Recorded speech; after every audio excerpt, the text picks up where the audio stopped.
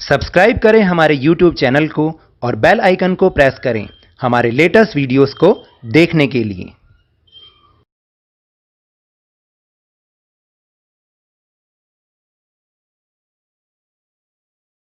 Hello and welcome to Lavneesh sir की क्लास। आज की ये शिक्षा निदेशालय राष्ट्रीय राजधानी क्षेत्र दिल्ली की वर्कशीट नंबर 71 जो कि कक्षा 10वीं के विद्यार्थियों के लिए है। यह ली गई है सामाजिक विज्ञान के भूगोल विषय से और इसमें आज हम जिस पाठ की पुनरावृत्ति कर रहे हैं वह है संसाधन एवं विकास। तो आप तो जानते हैं कि पिछली बार यानी पिछली वर्कशीट नंबर 70 में हमने इसके 1 अंक वाले प्रश्नों की पुनरावृत्ति की थी। आज हम इसके 3 और 5 अंक वाले प्रश्नों की पुनरावृत्ति करेंगे और उन्हें समझने की कोशिश करेंगे। तो चलिए शुरुआत करते हैं मेरे साथ और समझने की कोशिश करते हैं। तो देखिए, जैसे पहला प्रश्न है कि संसाधन क्या है और इनके वर्गीकरण पर एक नोट लिखिए। तो ये 5 अंक का प्रश्न है जो कि पेपर में आता है। अगर 5 अंक का है तो जैसे मैंने लिखा है बहुत कम मतलब सबको बस थोड़ा थोड़ा ही उनके बारे में बताना है। इस तरह से हम इस प्रश्न को पूरा कर सकते हैं। तो ये 5 नंबर का प्रश्न पेपर में आता है। तो देखिए, सबसे पहले हमें इसके पहले भाग का उत्तर देना है कि संसाधन क्या है। हमारे पर्यावरण में उपलब्ध प्रत्येक वस्तु जो हमारी आवश्यकताओं को पूरा करने के लिए प्रयुक्त की जा सकती है और जिसको बनाने के लिए प्रौद्योगिकी उपलब्ध भी है, जो आर्थिक रूप से संभाव्य है और सांस्कृतिक रूप से मान्य भी है, संसाधन कहलाती है। यानी इसमें संसाधन की बहुत सारी विशेषताएं शामिल हैं। यानी वो वस्तु जो हमारी आवश्यकताओं को पूरी कर सकती हो।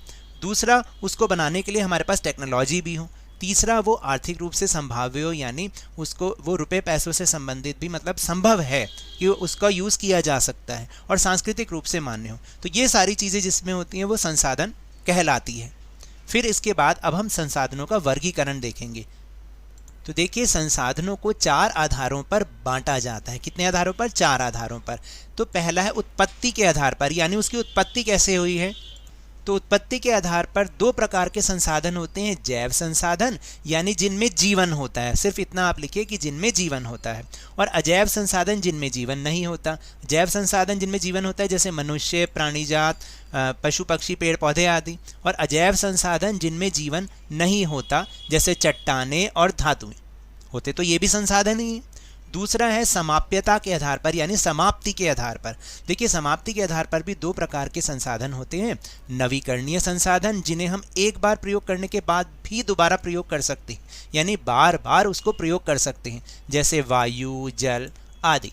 और अनवीकरणीय संसाधन वो संसाधन होते हैं जिन्हें आप केवल एक ही बार प्रयोग कर सकते हैं, उसके बाद दोबारा प्रयोग नहीं कर सकते, जैसे खनिज जिसमें पेट्रोल भी आता है, कोयला भी आता है। ये सब चीज़ें अनवीकरणीय संसाधन हैं।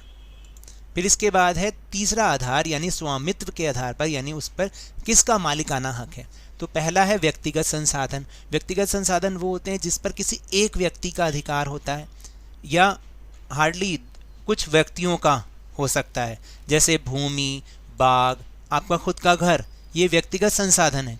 दूसरा सामुदायिक संसाधन, वो संसाधन जिस पे पूरे समुदाय का अधिकार होता है, जैसे चारण भूमि। चारण भूमि का मतलब जिसमें पशु चरते हैं, तो वो किसी एक की तो नहीं होती, सबकी होती है। शमशान भूमि, शमशान भूमि किसी एक व्यक्ति की तो नहीं होती ना, उस पर पूरे समुदाय का अधिकार होता है, तो वो सामुदायिक संसाधन है। तीसरा है राष्ट्रीय संसाधन, वो संसाधन जिस पर पूरे देश का अधिकार है, जैसे जितने भी खनिज हैं उस पर पूरे देश का अधिकार है। दूसरा जल, जो भी देश में जितना भी नदियों का पानी है वो सबके लिए है, यानी उस पर पूरे राष्ट्र का अधिकार है। संसाधन, जल संसाधन हो गए, वन, और ये सारी चीज़ें क्या हैं? राष्ट्रीय संसाधन है।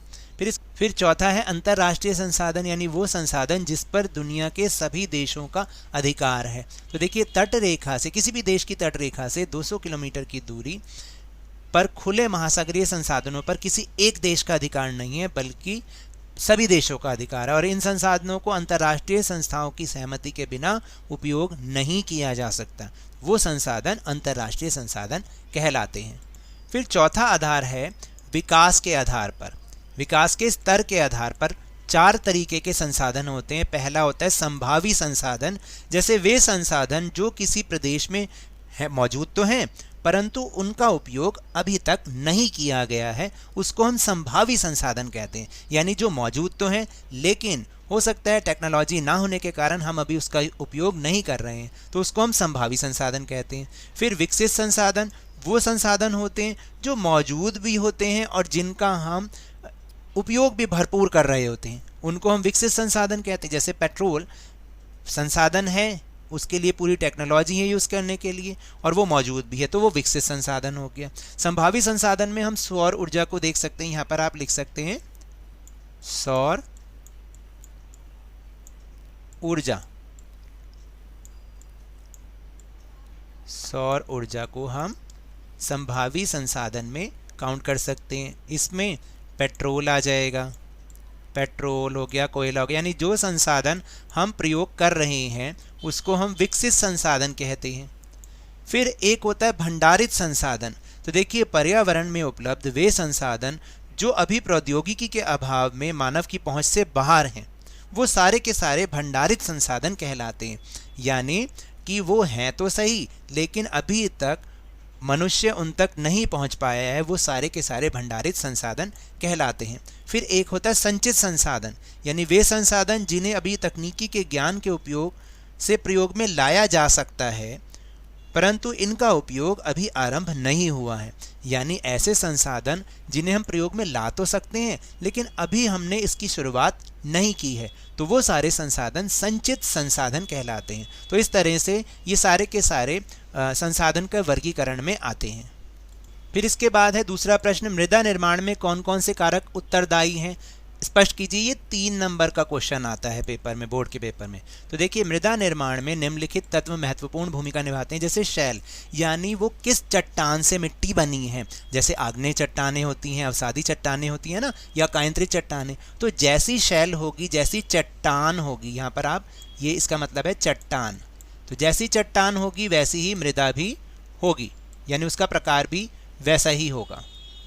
फिर दूसरा कारक है जलवायु। तो देखिए, जिस जगह की, जिस स्थान की जलवायु जिस प्रकार की होती है, वहाँ पर मिट्टी भी वैसी ही पाई जाती है। तो मृदा निर्माण में ये कारक भी बहुत महत्वपूर्ण होता है। फिर है पेड़ पौधे। देखिए, पेड़ पौधों का इसलिए बोला गया है क्योंकि इसको हम ह्यूमस की मात्रा भी कहते हैं, कि जिस जगह पर, जिस मिट्टी में ह्यूमस की मात्रा ज़्यादा होती है, वहाँ की मिट्टी उपजाऊ होती है और उसी प्रकार की होती है, और जिसमें ह्यूमस की मात्रा कम होती है वो मिट्टी उसी प्रकार की होती है, यानी उसमें उपजाऊ शक्ति उतनी ही कम होती है। फिर अतिचारण है। अतिचारण से भी क्या होता है कि मृदा निर्माण में बहुत ये महत्वपूर्ण भूमिका निभाता है, यानी जहाँ पर पशु जो हैं ज़्यादा चरते हैं, वहाँ की मृदा वैसी ही होती है। इसी प्रकार फिर 5वां है वर्षा। तो अगर वर्षा होती है तो वहाँ की मिट्टी में नमी ज़्यादा होती है, जहाँ वर्षा कम होती है वहाँ की मिट्टी में नमी कम होती है। तो ये सारी चीज़ें जो हैं वो मृदा निर्माण में बहुत महत्वपूर्ण भूमिका निभाते हैं, और ये कारक ऐसे हैं जो कि उसके निर्माण के लिए उत्तरदायी हैं। फिर तीसरा प्रश्न है कि उन पर्यावरण समस्याओं का वर्णन कीजिए जो संसाधनों के अति उपयोग से सामने आ सकती हैं। तो देखिए, हम सब देख रहे हैं क्योंकि दिन प्रतिदिन संसाधनों का अति उपयोग हो रहा है, क्योंकि जैसे जैसे जनसंख्या बढ़ती जा रही है, मनुष्य अपने लालचों के कारण संसाधनों का अति उपयोग कर रहा है, और इससे निम्नलिखित जो समस्याएं भी उत्पन्न हो रही हैं, जैसे मृदा अपरदन। मृदा अपरदन क्या है? देखिए, जो है क्या होता है कि मिट्टी की जो उपजाऊ शक्ति होती है, उपजाऊ जो परत होती है, वो एक जगह से उड़कर या बहकर दूसरी जगह चली जाती है, और इसके कई सारे कारण हैं। जैसे आपने देखा है कि जब पेड़ पौधे ही नहीं हैं तो बाढ़ आदि आ जाती है। बाढ़ आदि के कारण क्या होता है, जो मिट्टी की ऊपरी उपजाऊ परत होती है वो बह के दूसरी जगह चली जाती है। वैश्विक तापन, यानी जिसको हम ग्लोबल वार्मिंग भी कहते हैं, तो संसाधनों के अति उपयोग के कारण ये समस्या दिन प्रतिदिन पैदा होती जा रही है कि हमारे पूरी दुनिया का जो तापमान है वो बढ़ता जा रहा है। इसके बाद प्रदूषण की समस्या से तो हम सब जूझ रहे हैं। इतनी तरीके का प्रदूषण है, ये सब किसके कारण है? संसाधनों के अति उपयोग के कारण। जलवायु परिवर्तन हो रहा है। देखिए ना आप कि कभी जहाँ पर सर्दी बहुत ज़्यादा पड़ती थी, अब उन स्थानों पर सर्दी थोड़ी कम पड़ने लग गई है। जहाँ गर्मी पड़ती थी वहाँ पर बहुत ज़्यादा गर्मी पड़ने लग गई है। तो ये धीरे धीरे जलवायु परिवर्तन हो रहा है। ये समस्या भी हमें संसाधनों के अति उपयोग से हो रही है। फिर इसके बाद है मरुस्थलीकरण, यानी धीरे धीरे जो हरी भरी जगहें हैं, जो कि जहाँ पर हरियाली है, वो धीरे धीरे सब शुष्क होता जा रहा है। गर्मी के कारण धीरे धीरे सब चीज़ सूखती जा रही है, और जैव विविधता का अभाव, यानी धीरे धीरे संसाधनों के अति उपयोग के कारण जो जैव विविधता हमारे देश में पाई जाती है वो भी अब समाप्त होती चली जा रही है। तो जैसे मैंने बोला, आप उसको भी 1 या 2 लाइन में लिख के इसको 5 नंबर का प्रश्न भी बना सकते हैं, इसे 3 नंबर का प्रश्न भी बना सकते हैं। फिर इसके बाद है चौथा प्रश्न, पर्यावरणीय क्षति से होने वाले नुकसान कभी भी राज्य एवं राष्ट्रीय सीमाओं का ध्यान नहीं करते हैं। कथन की व्याख्या उदाहरणों के साथ कीजिए। तो देखिए, इसके लिए हम 5 पॉइंट, ये 5 नंबर का पेपर में प्रश्न आता है, 5 अंकों का। पर्यावरणीय क्षति के परिणाम राष्ट्रीय और राज्य की सीमाओं का ख्याल नहीं करते। यह एक क्षेत्र या देश का मुद्दा अब नहीं रह गए हैं, बल्कि इससे हम सबका भविष्य परस्पर जुड़ा हुआ है, क्योंकि जैसे जैसे पर्यावरण को नुकसान पहुंचेगा वो सभी को नुकसान पहुंचाएगा। ऐसा नहीं कि केवल किसी विशेष राज्य या किसी विशेष राष्ट्र को। फिर इसके बाद है विकास की धारणीयता मानव जाति के लिए बहुत ज़्यादा ज़रूरी है, यानी संसाधनों का नियोजित इस्तेमाल करना, जो कि विकास की धारणीयता कहलाता है, तथा पर्यावरण को बचाना हम सबका उत्तरदायित्व है। और इन दिनों यह विश्व के विभिन्न देशों के बीच वार्ता का विषय भी बना हुआ है। फिर इसके बाद है कि वैश्विक तापन, अम्लीय वर्षा इत्यादि एक राष्ट्र के द्वारा नियंत्रित नहीं किए जा सकते। यह वैश्विक स्तर पर एक गंभीरता से सोचने और हल निकालने का विषय है। फिर है प्रश्न नंबर 5, भू संरक्षण की समस्या को हल करने के उपाय बताइए। यानी भू संरक्षण या भूमि निम्नीकरण भी हम इसको बोल सकते हैं, यानी ज़मीन का खराब होना। इस समस्या को हम कैसे दूर कर सकते हैं, और ये बहुत आसान प्रश्न है, पेपर में 5 अंकों का प्रश्न आता है। ये भू संरक्षण की समस्या को हल करने के उपाय देखिए। वृक्षारोपण भूमि निम्नीकरण की समस्या से निपटने में बहुत मददगार साबित होता है, क्योंकि इससे क्या होता है कि जब ये जो वृक्षारोपण होता है वो भूमि को, मिट्टी को बांध के रखता है, अपने जो उसकी उपजाऊ परत को एक जगह से दूसरी जगह मृदा अपरदन नहीं होने देता, जिससे भूमि निम्नीकरण, भूमि का खराब होना दूर हो सकता है। फिर दूसरा है कि पेड़ों की रक्षक मेखला का निर्माण भी भूमि निम्नीकरण को कम करने में सहायक होता है। रक्षक मेखला समझते हैं? जैसे आपने देखा होगा गाँव में जो खेत होते हैं उनके जो बाउंड्री करने के लिए कुछ पेड़ लगा दिए जाते हैं। इससे क्या होता है कि जो मिट्टी होती है वो उड़ के जाती नहीं है, बह के जाती नहीं है, जिससे भूमि भी सही बनी रहती है। इसके अलावा अर्धशुष्क क्षेत्रों में नई कृषि तकनीकी को अपनाकर भी भूमि निम्नीकरण को रोका जा सकता है। यानी नई नई कृषि तकनीक अब ऐसी आ गई हैं जिससे भूमि निम्नीकरण को, भूमि को खराब होने से बचाया जा सकता है। अति पशुचारण को नियंत्रित भी किया जाना चाहिए। बिल्कुल ठीक बात है कि देखिए, जो जानवर होते हैं वो खाते समय ये तो नहीं सोचते कि उन्हें क्या खाना चाहिए और क्या नहीं खाना चाहिए, तो इसलिए जो पशुचारण है उसको अगर नियंत्रित कर लें तो भू संरक्षण की समस्या को काफ़ी हद तक सुलझाया जा सकता है। और मरुस्थलीय क्षेत्रों में बालू के टीलों का स्थिरीकरण भी बहुत ज़रूरी है, क्योंकि जो टीले होते हैं अगर वो उनको हम रोक दें तो वो क्या होगा, तो उससे भी ये भू संरक्षण की समस्या हल हो सकती है। क्योंकि ये कैसे कर सकते हैं, कांटेदार पौधों को लगाकर हम कर सकते हैं। फिर इसके बाद है स्रोत आधारित प्रश्न। ये आपके पेपर में नया इंट्रोड्यूस हुआ है, 4 अंकों का प्रश्न होता है। ये आपको एक अनुच्छेद पढ़ना है और उस पर आधारित 4 प्रश्नों के उत्तर देने हैं। तो ज़्यादातर तो ये इस अनुच्छेद में से ही होते हैं, नहीं तो उसको पढ़ के समझ के हमें उत्तर देने होते हैं। तो चलिए शुरुआत करते हैं।